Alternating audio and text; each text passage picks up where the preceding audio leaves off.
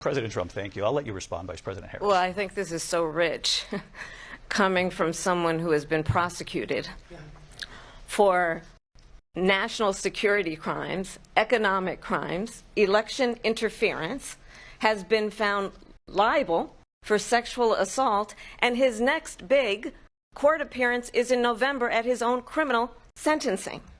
And let's be clear where each person stands on the issue of what is important about respect for the rule of law and respect for law enforcement. The former vice president called for defunding federal law enforcement, 45,000 agents, get this, on the day after he was arraigned on 34 felony counts.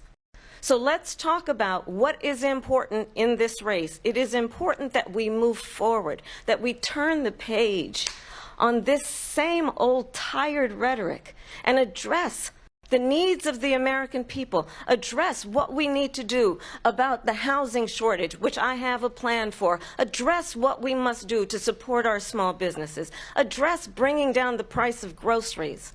But frankly, the American people are exhausted with this same old tired playbook. Vice President Harris, thank you. Excuse me. Every one of those cases was started by them against their political opponent. And I'm winning most of them, and I will win the rest on appeal. And you saw that with the decision that came down just recently from the Supreme Court. I'm winning most of them. But those are cases, it's called weaponization. Never happened in this country. They weaponized the Justice Department. Every one of those cases was involved with the D.O.J, from Atlanta and Fani Willis to the Attorney General of New York and the DA in New York. Every one of those cases.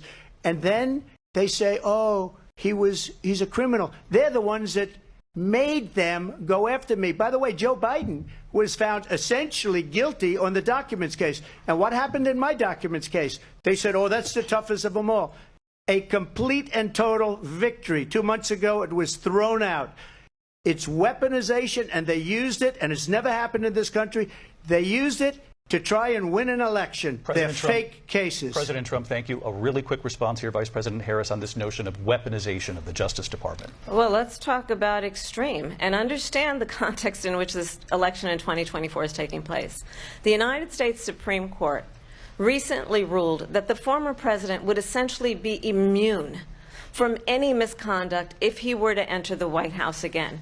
Understand, this is someone who has openly said he would terminate, I'm quoting, terminate the Constitution of the United States, that he would weaponize the Department of Justice against his political enemies.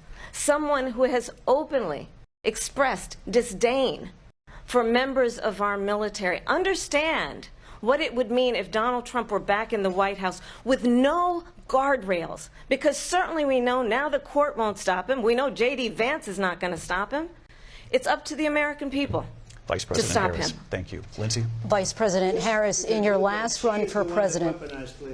This is the one that weaponized, not me. She weaponized. I probably took a bullet to the head because of the things that they say about me. They talk about democracy. I'm a threat to democracy. They're the threat to democracy with a fake Russia investigation that went nowhere. We have a lot to get to. Lindsay?